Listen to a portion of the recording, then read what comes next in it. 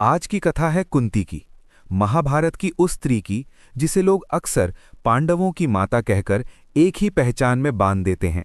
लेकिन सच ये है कि कुंती की जिंदगी मां होने से बहुत पहले ही भाग्य, नीति, डर, प्रेम और त्याग की एक लंबी परीक्षा शुरू कर चुकी थी।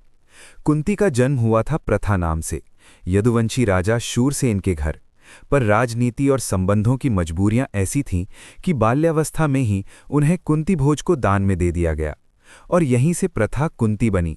घर बदला, नाम बदला, पर भीतर एक बच्ची थी जो समझ नहीं पा रही थी कि रिश्ते अगर दान हो सकते हैं तो इंसान की चाहतें किसकी होती हैं। समय बीता, कुंती का स्वभाव तेज हुआ, विवेक भी और जिद भी। फिर एक दिन ऋषि दुर्वासा उनके यहाँ आए।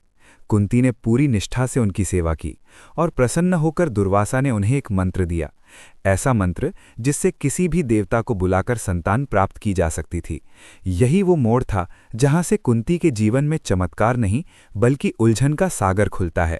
क्योंकि किशोर मन में कौतूहल था, मंत्र को परखने की इच्छा, और उन्होंने सूर्य देव का आवाहन कर दिया। सूर्य प्रकट हुए और कुंती को कर्ण नाम का पुत्र प्राप्त हुआ। पर इस वरदान के साथ समाज का भय भी था, लोक लज्जा का डर भी और भविष्य की अनिश्चितता भी। कुंती ने कर्ण को जन्म तो दिया पर उसे अपने पास रख नहीं सकी। उन्होंने उसे एक टोकरी में रखकर नदी में प्रवाहित कर दिया। और यही वो निर्णय है जो बाद में महाभारत के हर युद्ध शंख में, हर टूटते रिश्ते में, हर मां की चुप्पी में गूंजता है। कर्ण बच गया, राधा के घर पला, लेकिन कुंती के भीतर एक खालीपन रह गया। ऐसा खालीपन जो बाहर से शांति जैसा दिखता है पर भीतर से लगातार जलता है। समय आगे बढ़ा और कुंती का विवाह हस्तिनापुर के राजा पांडु से हुआ।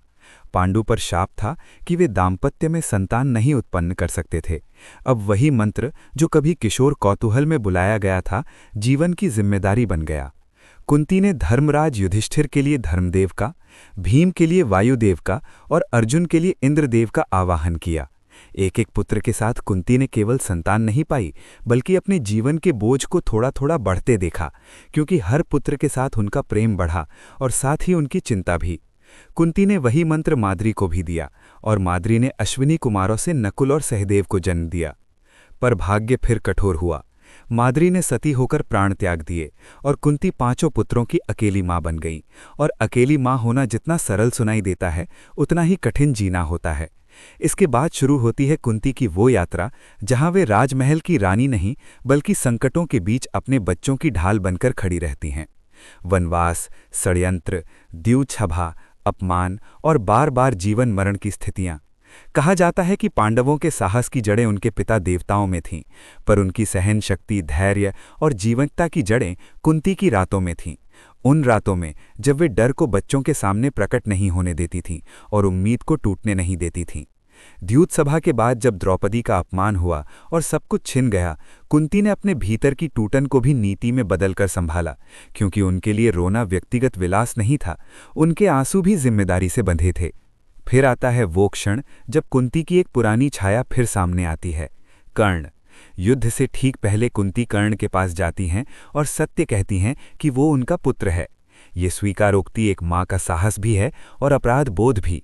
कुंती उसे अपने पास आने का आग्रह करती हैं, पर कर्ण अपने धर्म और वचन को नहीं छोड़ता। वो केवल इतना वचन देता है कि अर्जुन को छोड़कर वो अन्य 4 भाइयों को नहीं मारेगा। और कुंती लौट आती हैं अपनी मातृत्व की सबसे बड़ी हार और सबसे बड़ी स्वीकारोक्ति के साथ, क्योंकि कभी कभी सच कह देना भी सब कुछ ठीक नहीं कर पाता। सच बस इतना करता है कि वो घाव को नाम दे देता है। महाभारत अयुद्ध समाप्त होता है, पर कुंती के भीतर का युद्ध तब भी समाप्त नहीं होता। पांडव जीतते हैं, पर कर्ण की मृत्यु का सत्य जब सबके सामने आता है तो विजय के मुकुट में शोक का कांटा लग जाता है। कुंती के जीवन का सबसे त्रासद सच यही है कि उन्होंने अपने पुत्रों को बचाने के लिए एक पुत्र को खोया और फिर उसी खोए हुए पुत्र की मृत्यु ने बाकियों की खुशी को भी घायल कर दिया। इसके बाद कुंती का जीवन वैराग्य की ओर मुड़ता है। वे धृतराष्ट्र और गांधारी के साथ वन की ओर चली जाती हैं। मानो जीवन भर जिन निर्णयों का बोझ उठाया, अब उन्हें धरती की गोद में रखकर शांत होना चाहती हों। कुंती की कथा हमें ये नहीं सिखाती कि वे हमेशा सही थीं। ये कथा सिखाती है कि हर सही निर्णय की भी एक कीमत होती है और कभी कभी एक माँ की सबसे बड़ी परीक्षा युद्ध के मैदान में नहीं बल्कि अपने ही हृदय में होती है। कुंती की कथा शक्ति की कथा है, पर वो शक्ति तलवार वाली नहीं, वो शक्ति है चुप रहकर सहने की, गलतियों के साथ जीने की और फिर भी अपने बच्चों को आगे बढ़ाने की। यही कारण है कि कुंती को सिर्फ पांडवों की माता नहीं, महाभारत की सबसे मानवीय और सबसे जटिल स्त्रियों में गिना जाता है, क्योंकि वो देवी नहीं थीं, वो इंसान थीं, और शायद इसी में उनकी महानता छिपी है।